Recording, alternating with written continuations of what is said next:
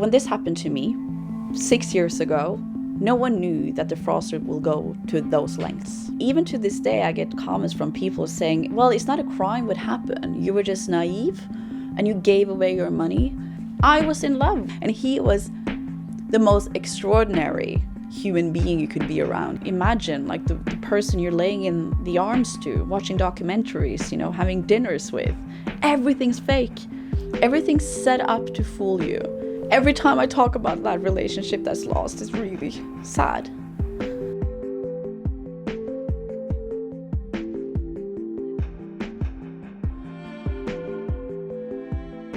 God, if I would have known back then how my life would turn out, I don't know if I would ever believe myself. My life is so crazily different than what I thought it would be. I'm now 36, and I think I'm blessed now because my story was so crazy that it was of value to be told and people find it infatuating.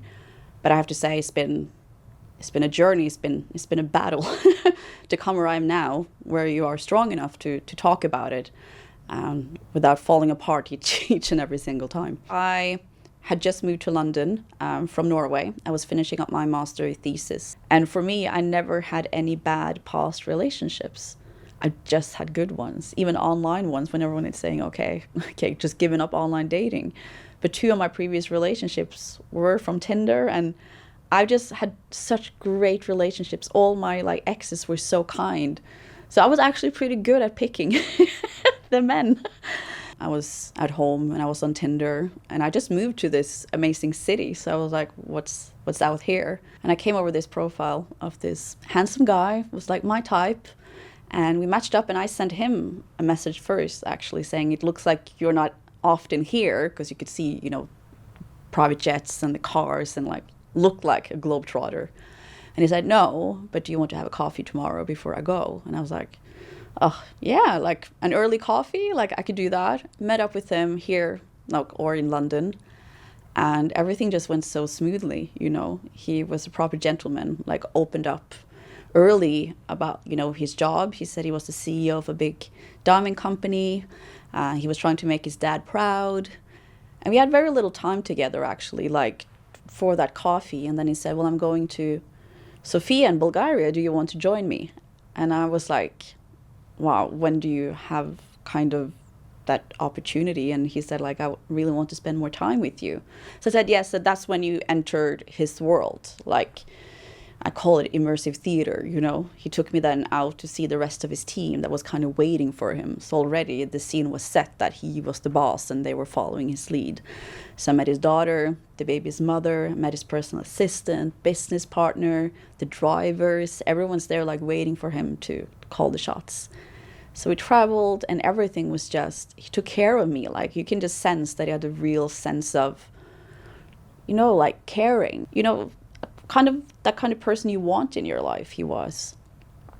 And we started a relationship, he was always there, and he remembered every single little thing.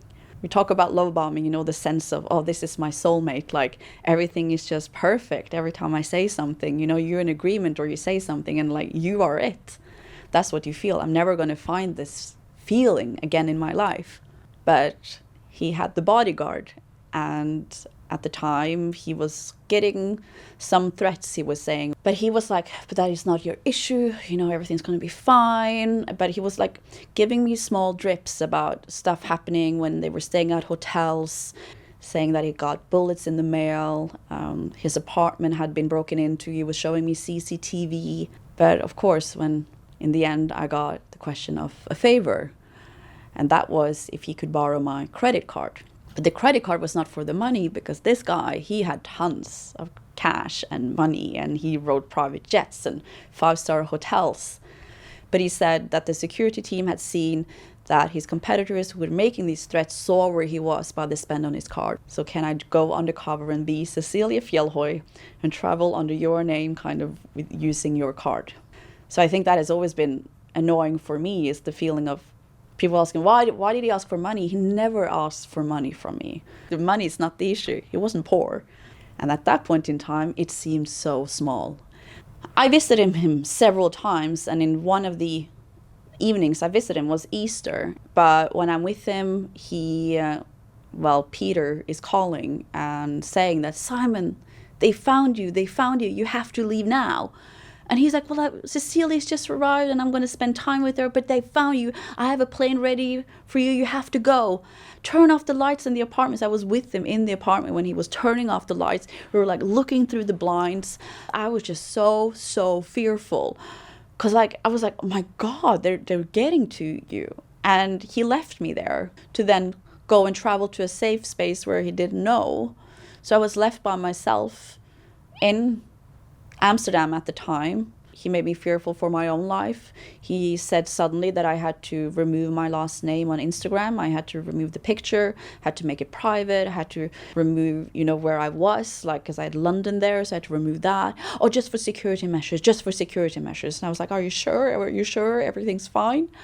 And he was my constant, During this time, I had no one else, close to me. He was the only thing that I felt was something called peace and home. Even though everything else was a mess, every time I heard his voice, it was calmness for me. Like, everything's going to be fine because we are together. The manipulation and the grooming has gone so far that you really believed, and I really believed at the time, that I was the one who kept him almost alive. After I had given him my credit card and he started racking it up, I needed to call and I had to lie to the bank and say I was using it, first of all. So that's what I mean with fraudsters using the victims as their words, their hands. So they go off free while we're the ones being left with things. Because I was the one having to say, well, I'm in Cape Town now, the card is blocked. He kept spending.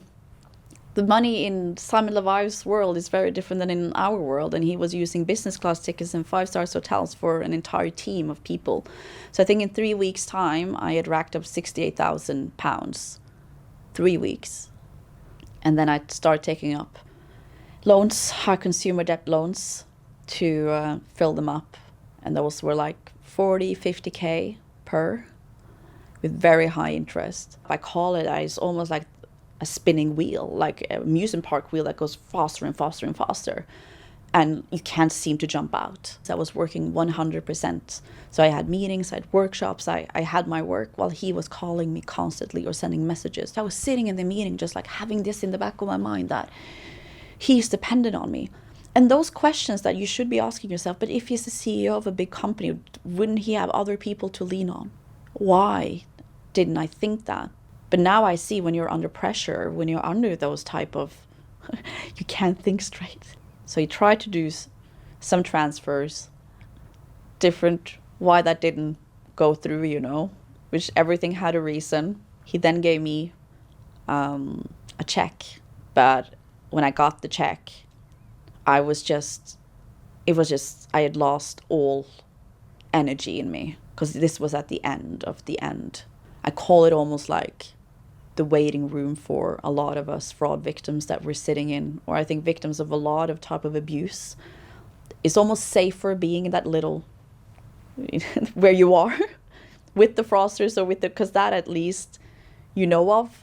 Every single morning I checked my bank account, and nothing had come in, and that dread. In the end, he had a big deal that he had been working on, and he told me, I'll come to London anyways, it's worth it. I will either cry on your shoulder or kind of celebrate that everything went well. And in the morning I woke up and I was going to go to work and I lost. And then he just turned on me. I was like, and I just knew. But still, it took me 3 days before I did anything. Because I was just walking around just like, I just know no one. We can all have stuff going wrong in our lives, but no one has that much bad luck in such short amount of time. You never knew that someone could be on a private jet and not be a billionaire or a millionaire. We didn't know that people would be in person like that, to that extent. So I think the power is that we need to talk more about all the different types of frauds and that it happens to everyone. I think by thinking that it couldn't happen to me, master's degree, you know, I'm good. I work in tech, I work with banks, I know everything, you know, that I would see this, and that the love bombing could be so strong because you haven't experienced that before. I was in love with this guy. There are a lot of people are asking why we're in love with him, but love you can't explain if you're first in love.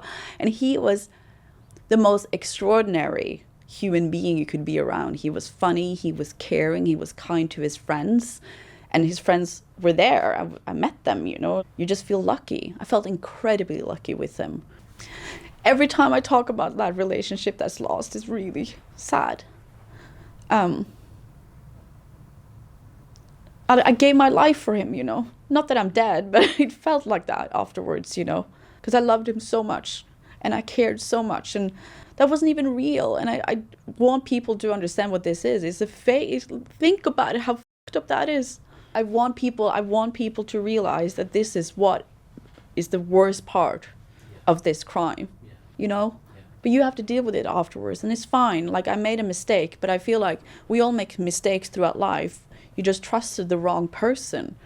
Is it worth having to fight so much just being viewed as a victim afterwards, you know, with what he did to you? People tend to forget about, like, what kind of relationship I had with him.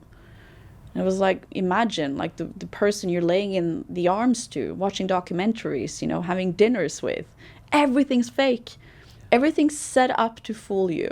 Him and his business partners had conversations about diamonds in another room. I was in the bedroom and they were discussing sales of diamonds. They knew I was listening in. Didn't work in diamonds. I think as well the language has been around. Fraud as well, fallen for, tricked into, you know, gave away your money. Like, even to this day, I get comments from people saying, well, it's not a crime what happened. You were just naive. Some people don't see it as a crime still. And I was like, well, it is a crime. It's in the law. He lied about the intentions. So of course it is a crime. I was just half a year with him, thank God, you know, like, when everyone's like, oh, that was quick, I'm happy it wasn't more, you know. Some of them have been years with him. I don't want to think about how that would have been. And it's just, it breaks you. It utterly breaks you, because these people have no empathy. They couldn't care less. They wouldn't care if, you know, someone killed themselves over this in the end, you know. No, I really believe that sitting in isolation with something like this is what will end up destroying you. If you have someone around you, friends, family, someone that you just trust. So when you meet someone new, talk to them about it. You know, say, I met this guy or I met this woman. I went on a private jet. or sorry, it's just like fun. It is insane, you know. The story is insane, but we don't see it ourselves, what is happening. We are experiencing love, we're experiencing new feelings, we're experiencing, like, those experiences that they are giving us are making us sometimes blind to what they really want from us. And I think having a fresh set of eyes, having a friend or a family member sitting down with you and kind of asking some of the why questions, I think that can be a really good thing. I'm so sure if I would have sat down with someone and someone would have asked me those why questions, I would have not been able to explain it. And that's when you go back and then you think about what is actually happening with me. What is this relationship? Is it actually a good relationship? For me, it's insane that it's been 6 years already. I think that is the first thing. And to see the change, especially since the release of the documentary and seeing the widespread, you know, kind of seeing that everyone felt something when they saw it, and being here in the UK and seeing how the banks are wanting to talk, learn, and like just to hear that they want to collaborate with us, and this wouldn't have happened, you know, 5 years ago. It's you can see that things are changing. The only thing I'm hoping for is that the social media apps and the dating apps are seeing the responsibility that they have in society as well. They're the entrance point for a lot of this, and police and, you know, banks can do a whole lot, but I think those are the only ones that is left to take a proper part in the fight against fraud. But I really feel here in the UK, we're at the forefront. I think the first thing we need to do is actually get people to report. Just between 5 and 15% are reporting their romance fraud cases right now. And then, of course, for the victims who are ready for it, to tell their story is empowering. If you're ready for it and people want to listen. So yeah, the media has a big part. The government has a big part with, campaigns like this to actually tell the stories of the broadness, all the different, and men and women, young, old, that it can be sextortion, that there can be other ways, money mules, that a lot of young people are getting subjected to. So I think, and media plays a powerful part, but it needs the right language when it's being told. We need to change the language that you're targeted and exploited, and not that you fell for it. Then I feel more people will be willing to step up and talk, because then at least they feel it's being rightly told. But not, so I just feel like, yeah, make documentaries, more documentaries. It works. I always say, no matter what, if you looked at the Tinder Swindler, it's like, oh, that was just one crazy documentary, but it has saved lives. And I think that is important to take back. And if more stories can be told and more lives can be saved by telling stories, it's worth it.